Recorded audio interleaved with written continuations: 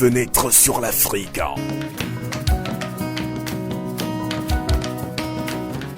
Interview, analyse, débat sur la situation politique et culturelle africaine sur Radio Canal K.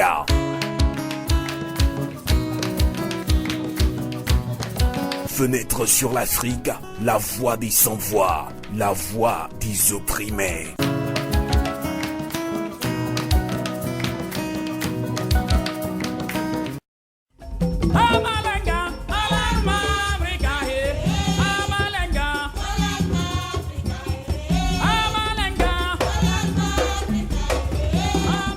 Merci de votre fidélité sur le 3xWcanalK.ch et bien à mes auditeurs de Fenêtre sur l'Afrique sur Radio Canal K et ses radios partenaires FM Liberté Radio Denigban aux États-Unis.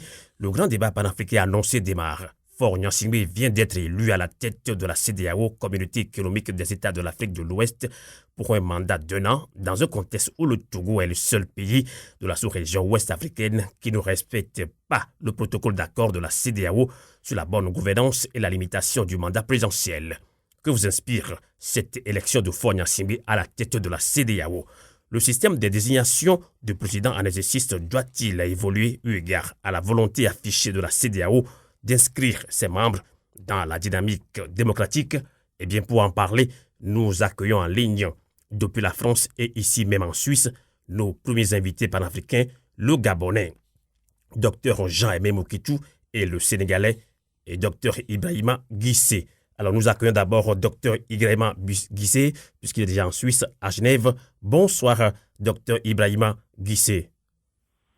Oui, bonjour Sylvain. Merci quand même de nous accompagner dans ce débat. Dr Ibrahima Guissé est représentant permanent de la radio Rencontre africaine pour la défense des droits de l'homme auprès des Nations Unies à Genève.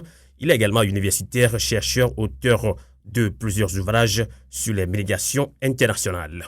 Dr Jean-Aimé Moketou, bonsoir depuis la région parisienne.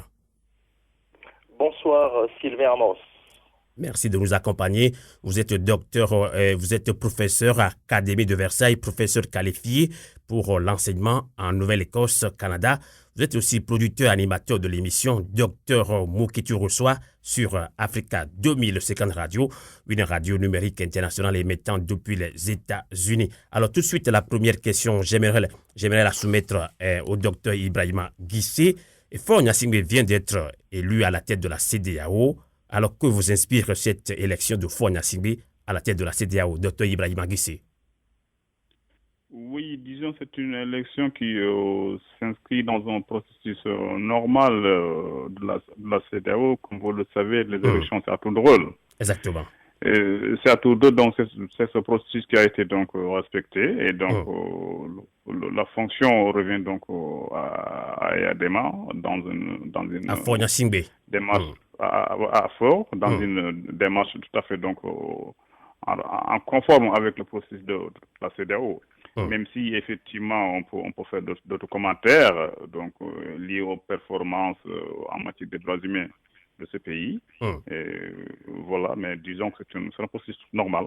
Peut-être des commentaires. D'accord. Docteur Jean-Aimé Moketou, Faure Gnassingbé vient d'être élu à la tête de la CEDEAO pour un mandat d'1 an dans un contexte où le Togo est le seul pays de la sous-région ouest-africaine qui ne respecte pas le protocole d'accord de la CEDEAO sur la bonne gouvernance et la limitation du mandat présidentiel. Quelle est votre réaction, docteur Jean-Aimé Moketou? Écoutez, le docteur Ibrahima venait de dire que c'est un processus normal. Je suis d'accord avec lui.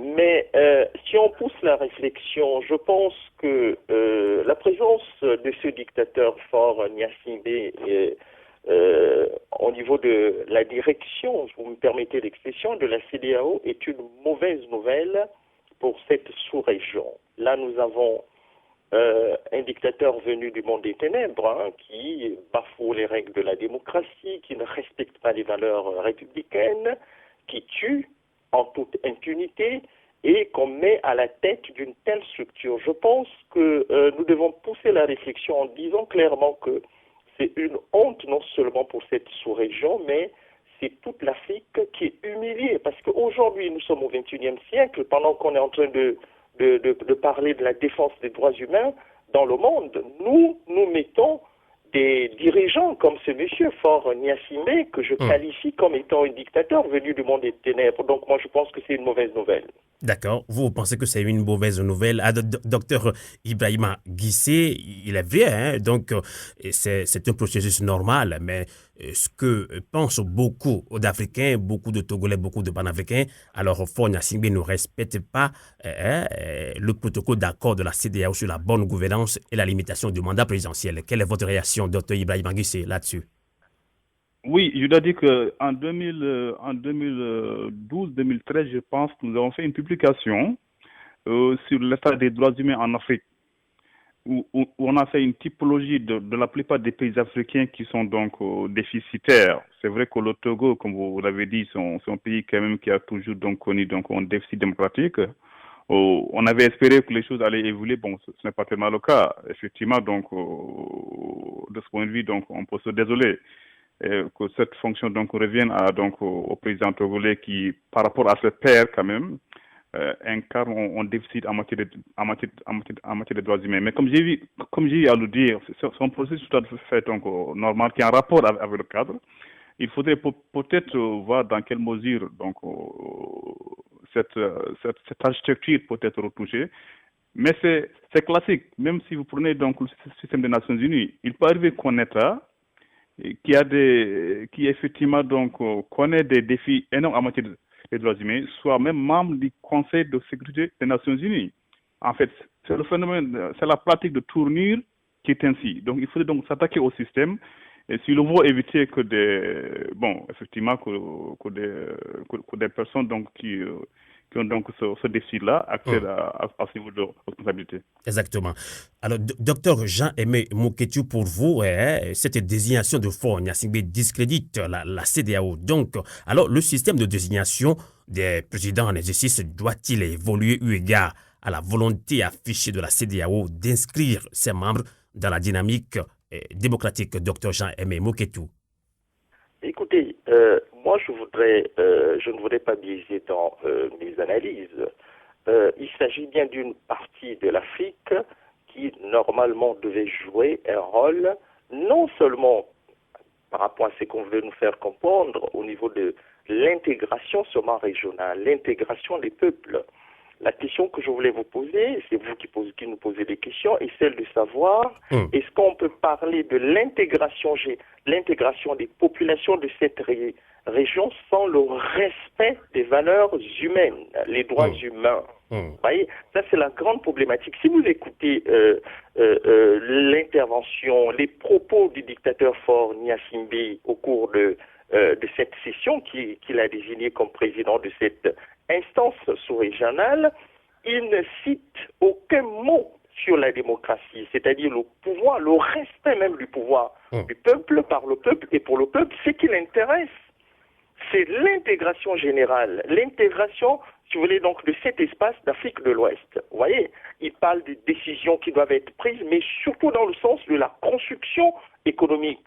C'est bien, on a besoin des autoroutes entre Abidjan et Dakar, comme ils le disent, mais nous ne pouvons pas, cher monsieur, parler d'économie sans respect des droits humains. Vous voyez, est-ce qu'il faut avoir des chefs d'État qui dirigent des instances régionales qui tuent en toute impunité dans leur pays? Je pense que nous sommes au XXIe siècle, il faudrait qu'on concilie, ou bien si vous voulez qu'il y ait une corrélation entre le respect des droits de l'homme et le développement de nos États. Nous sommes d'accord que le continent africain est en pleine mutation, en train de se développer. L'Afrique est de plus en plus connectée dans la mondialisation.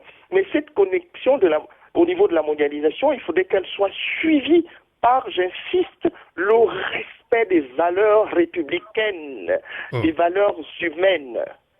Exactement.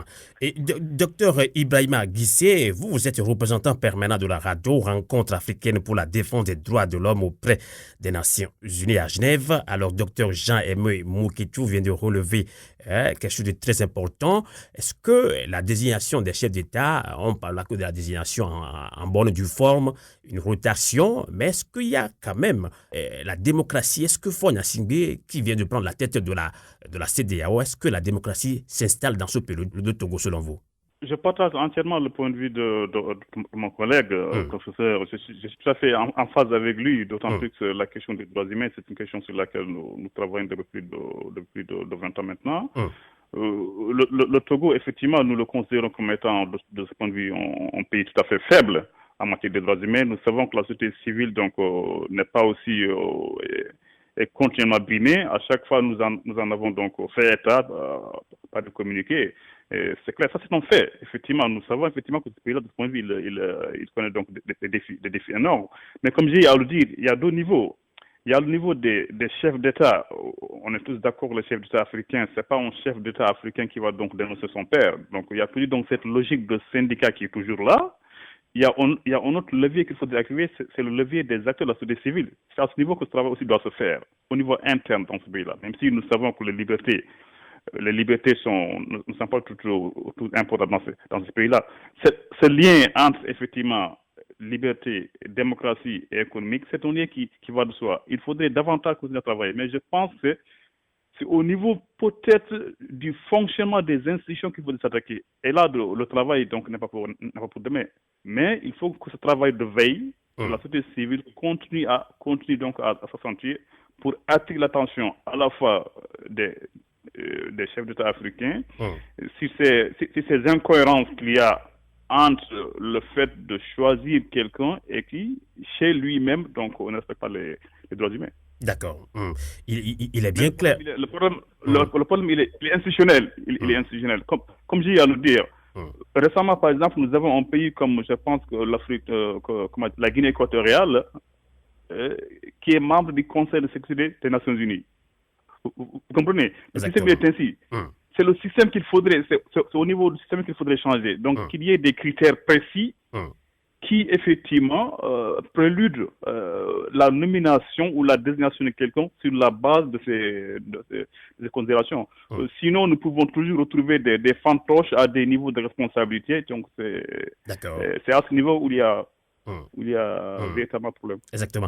Docteur Jean-Aimé Moukétou, un autre point, c'est la présence de l'Israël à ce sommet de la CEDEAO. Alors en tenant absolument à la présence de l'État hébreu au 51e sommet tenu dimanche dernier à Monrovia, alors la CEDEAO n'a-t-elle pas préféré léser ses membres, notamment le Niger, pour des raisons affairistes? Docteur Jean-Aimé Moukétou.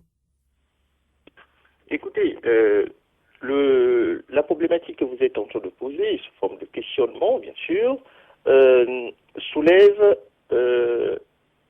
si vous voulez, donc la question de la place de l'Israël, qui est un grand pays dans l'espace mondial. Moi, je vais vous surprendre. Je pense que nous devons nous situer par rapport au siècle dans lequel nous sommes en train de vivre. Je veux parler du XXIe siècle. Si vous avez l'Israël qui s'intéresse aux instances régionales comme celle de la CEDEAO, il faudrait qu'on essaie un peu de s'asseoir autour d'une table en posant la présence de cette puissance régionale. Cette puissance régionale, il ne faut pas oublier que l'Israël est une puissance régionale, vous voyez, qui s'intéresse donc à l'Afrique. Donc maintenant, qu'est-ce que nous pouvons attendre de cette puissance régionale qu'on appelle l'Israël? Est-ce que l'Israël peut apporter beaucoup de choses, par exemple aux États membres de la CEDEAO? Ce sont des questions que nous devons poser clairement, en évitant de revenir sur tout ce qui s'est passé avant. Restons maintenant en regardant le futur. Qu'est-ce que l'Israël peut apporter à la CEDEAO? C'est cette question que nous devons nous poser. Pour ce qui me concerne, je pense que dans le domaine économique, dans le domaine de la défense militaire, n'oubliez pas que l'Afrique de l'Ouest, l'Afrique de manière générale, est menacée par le terrorisme.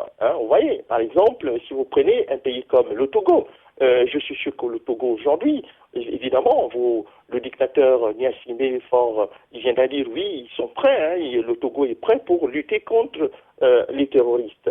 Mais nous savons tous que au niveau de la sécurité, par exemple, les populations au Togo, si les terroristes, je ne le souhaite pas, s'ils décident d'aller, par exemple, d'aller poser des actes barbares dans ce pays, je ne le souhaite vraiment pas, vous allez voir que le Togo sera en difficulté. Qu'est-ce que l'Israël peut apporter, par exemple, à la CEDEAO dans ce domaine de sécurisation, si vous voulez, de cet ensemble, cet espace sous-régional? Donc, il faudrait qu'on pousse la réflexion et qu'on ne rentre pas dans les analyses en disant oui, c'est l'Israël, qu'est-ce que l'Israël peut apporter. Exactement. Donc voilà. Docteur Ibrahima Guissé, vous avez suivi la réaction du docteur Jean-Aimé Moukidjou par rapport à cette présence de l'Israël qui a surpris certains Africains à ce sommet de la CEDEAO. Alors, docteur Ibrahima Guissé, devra-t-on sacrifier sur l'autel la cohésion de l'organisation du pouvoir économique de l'Israël et pour des profils que certains États membres tirent déjà à leur relation avec le pouvoir israélien de Netanyahou? Docteur Ibrahima Guissé. Oui, je crois qu'il faut se rendre compte qu'il y a des dynamiques qui sont très fortes actuellement donc en Afrique et en particulier dans cette région quand même de la CEDEAO. Il faut se féliciter tout de même que la CEDEAO constitue l'unique, comment dirais-je, espace régional africain qui est arrivé, qui est en train qui est dans une dynamique de maturation très élevée. Si vous prenez la question de la mobilité, c'est la seule région où la mobilité est en train quand même de s'implanter. Maintenant, la question que vous posez, effectivement, c'est intéressant. C'est intéressant que de voir pourquoi l'Israël s'intéresse-t-il à la CEDEAO. Deux, on peut en première instance dire que effectivement, s'il s'intéresse parce que la CEDEAO ça marche, c'est quand même un marché de plusieurs millions de consommateurs. De deux, accepter aussi qu'Israël est un État souverain qui fait partie du Conseil des Nations Unies, quels que puissent être effectivement donc les griefs qu'on peut faire contre cet État, puisque en rapport avec la question palestinienne, il reste un État souverain. Et de ce point de vue, il est libre de prendre des engagements.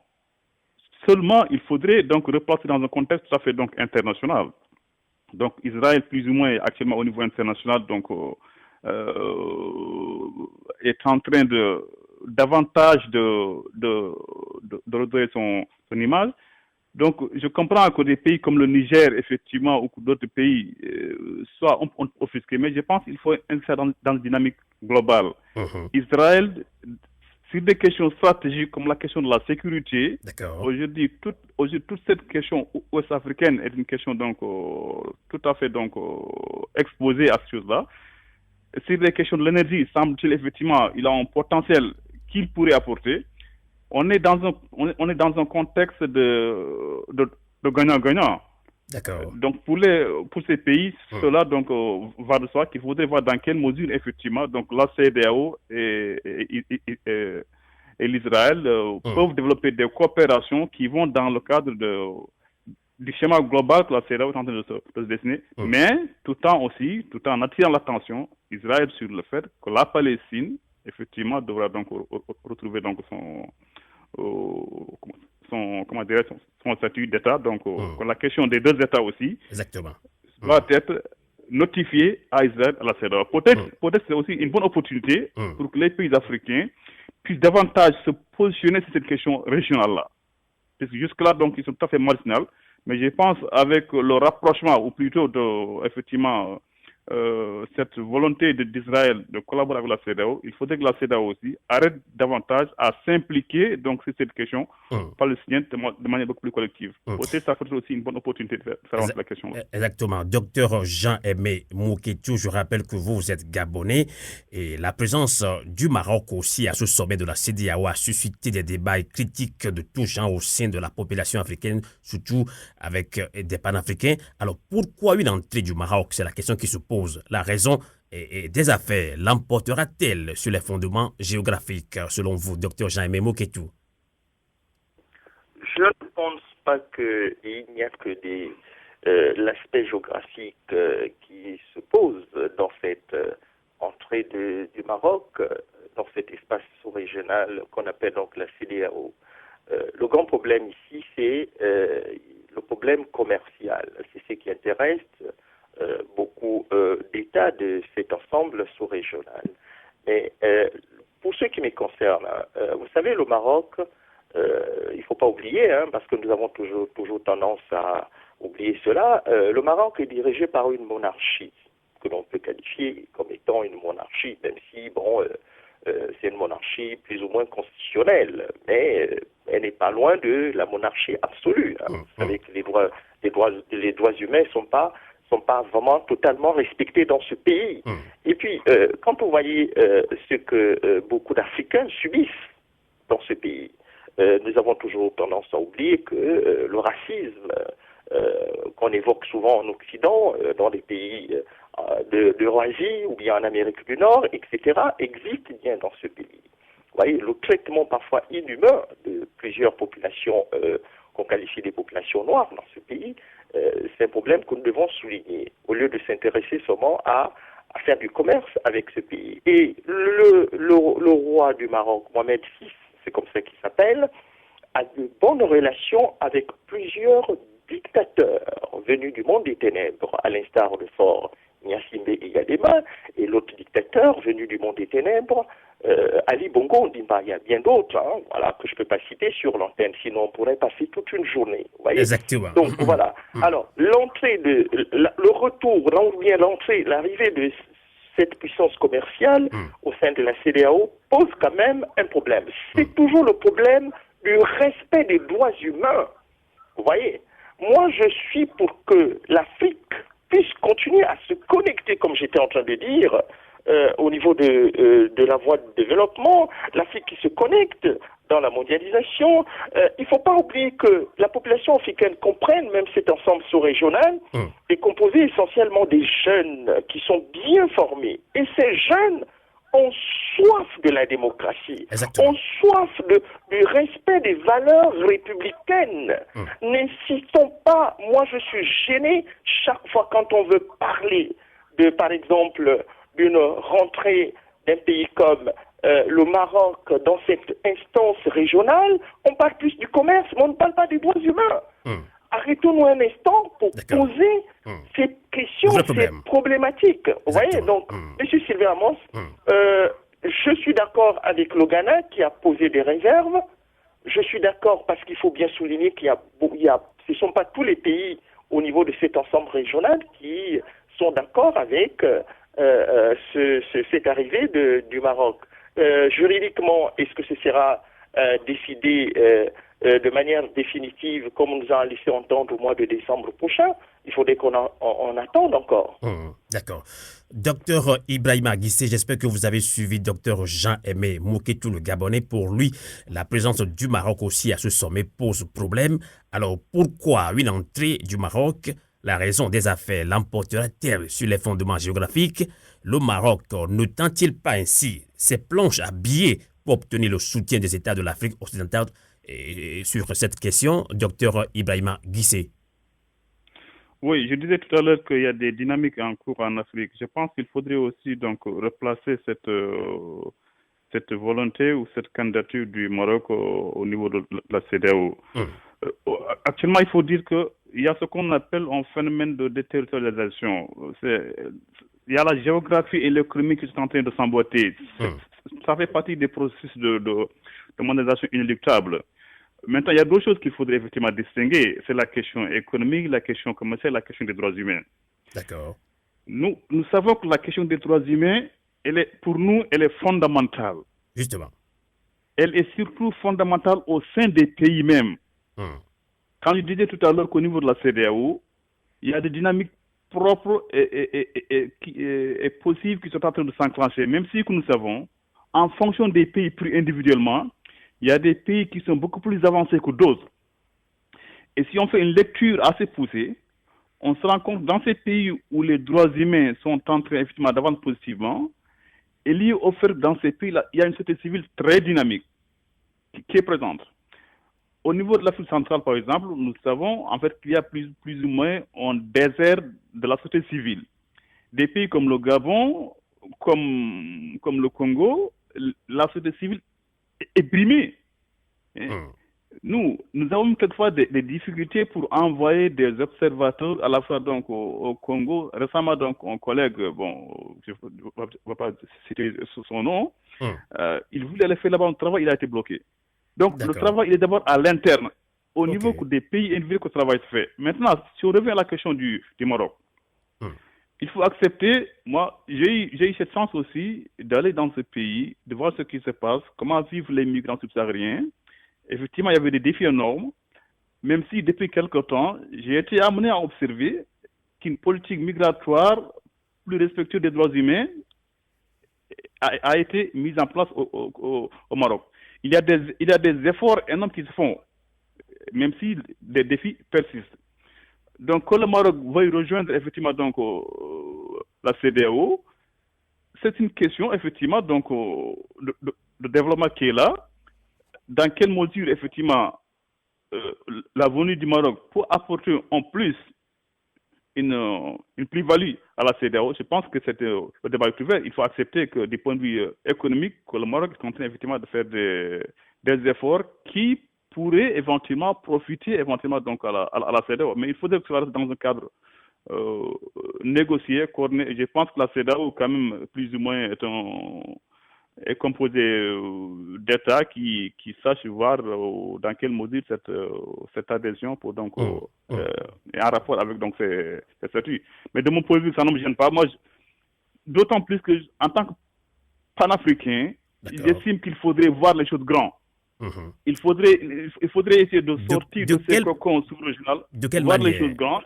De quelle manière? De quelle manière estimer peut-être que cette dynamique-là, c'est une dynamique nouvelle qui se met en place et qu'elle pourrait aboutir à une intégration beaucoup plus globale. D'accord. Le fait effectivement qu'un pays d'Afrique du Nord joigne des pays d'Afrique de l'Ouest, je pense que ce sont là des dynamiques qui sont là, qui peuvent évoluer et puis arriver donc à un niveau de transformation beaucoup plus global pour que l'intégration puisse effectivement prendre un raccourci.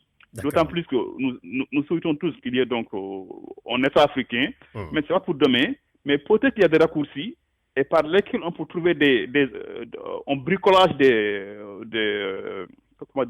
coopérations de façon telle qu'on pourrait aboutir donc à une intégration beaucoup plus importante et puis sortir effectivement de cette logique identitaire, de cette logique frontalière qui fait des victimes. D'accord. Eh bien, nous allons clôturer ce débat, puisque c'est un grand débat panafricain sur Canal K dans cette émission également synchronisée sur nos radios partenaires FM Liberté, Radio Denigban aux États-Unis. Et ce grand débat, dans la deuxième partie, on va poursuivre également avec un panafricain ivoirien et togolais. On va conclure ce débat, Dr Jean-Aimé Moukétou, scruté à un tour, nombre de mandats non limités, réformes bloquées, situation socio et politique au bord de l'implosion, et Faure Gnassingbé dirige un pays considéré comme le dernier rempart contre la démocratie dans la région, et ses pairs de la CEDEAO viennent pourtant de lui confier la présidence de l'organisation pour les 12 prochains mois. Alors, quel impact sur les marges de la CEDEAO? Dr Jean-Aimé Moukétou, que direz-vous pour conclure ce débat? D'abord, je voudrais te remercier de m'avoir invité. Votre émission nous permet de venir donner nos points de vue sur des problématiques qui touchent notre très cher beau continent. Moi, je réitère mes propos. Nous sommes des panafricanistes. Nous aimons tous notre continent. Mais le panafricanisme ne doit pas se construire sur le dos des populations africaines. Je vais dire, quand on parle du panafricanisme, il faudrait que nous défendions de manière, je dirais pas violente, mais de manière humaine, les valeurs républicaines, le respect des droits de l'homme dans notre continent. Tout à fait. C'est bien de construire nos États. Nos États, vous prenez l'Afrique de l'Ouest, je suis content, l'Afrique de l'Ouest est en train de s'urbaniser, l'Afrique de l'Ouest est en train de se connecter sur la voie de développement, la voie de la mondialisation, la voie de l'industrialisation. Nous avons donc une Afrique de l'Ouest qui s'urbanise. Mais il ne faut pas oublier que dans cet espace sous-régional, nous avons des espaces qui sont encore confrontés à de nombreux problèmes. Problèmes des inégalités très fortes, problèmes alimentaires et sanitaires, des troubles politiques et du terrorisme.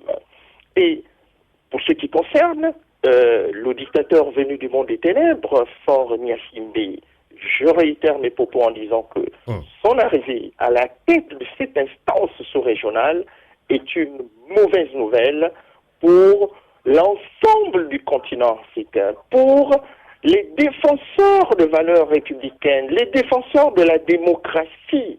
Nous ne pouvons pas aujourd'hui applaudir, voir un sanguinaire qui vient diriger cette instance régionale, alors que on observe une évolution, si vous voulez, parfaite, intéressante dans cet ensemble régional. Pourquoi le Togo, on le protège? Pourquoi on protège la dictature au Togo? Pourquoi on accepte le respect de la démocratie, le respect du choix du peuple dans d'autres États de l'Afrique de l'Ouest? Pourquoi on ne le fait pas au niveau du Togo? Voyez? Donc, on ne peut pas ici nous dire qu'on accepte la démocratie en Gambie. On voit cette instance régionale se mobiliser pour que la démocratie soit respectée en Gambie et pas au Togo. Et en même temps, on est en train d'encourager, de donner des responsabilités à un dictateur qui ne respecte pas les valeurs humaines. Pour nous autres, nous disons simplement que c'est une mauvaise nouvelle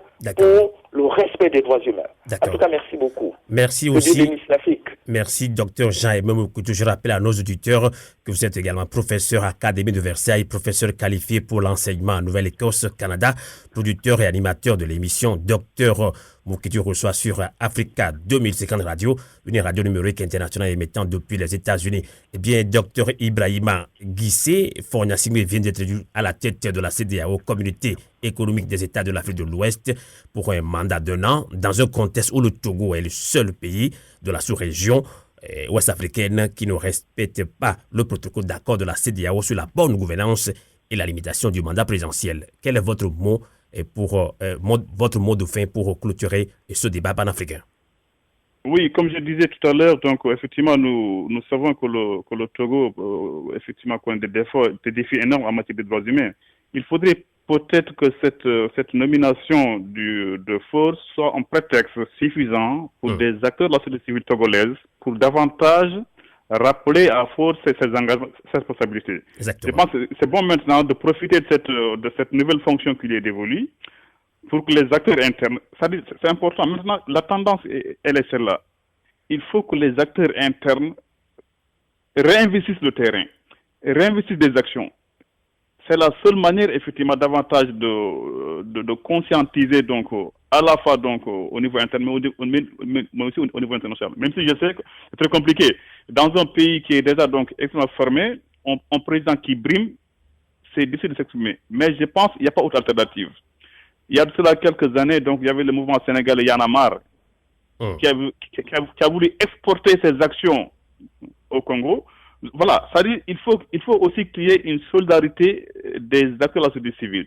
Exactement. Comment, par exemple, des mouvements comme le Balai au Burkina Faso, le Y'en a marre au Sénégal, peuvent créer des alliances avec d'autres acteurs de la société civile dans des pays qui connaissent des défis énormes comme le Togo. Ça aussi, ça peut être une contribution importante. Il faut aller dans cette dynamique, me semble-t-il.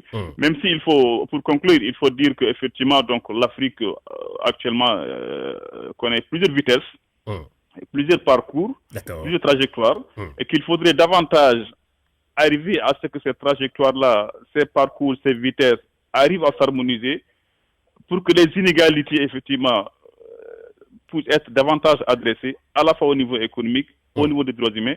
Et de ce point de vue, donc, tous les acteurs, à la fois universitaires, à la fois politiques, et à la fois la diaspora, doivent s'impliquer. Et de ce point de vue, je félicite beaucoup pour cette émission de concertation. Il faudrait davantage que cela puisse être davantage partagé avec d'autres éléments de la diaspora pour que ce travail que vous faites puisse être impacté.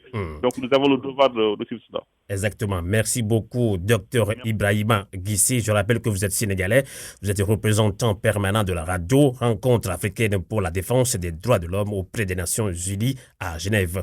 Vous êtes également universitaire et chercheur, auteur de plusieurs ouvrages sur les migrations internationales. Merci et bonsoir. Fenêtre sur l'Afrique.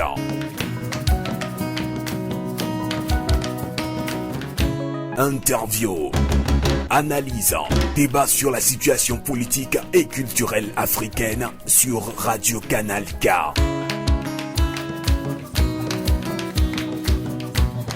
Fenêtre sur l'Afrique, la voix des sans-voix, la voix des opprimés.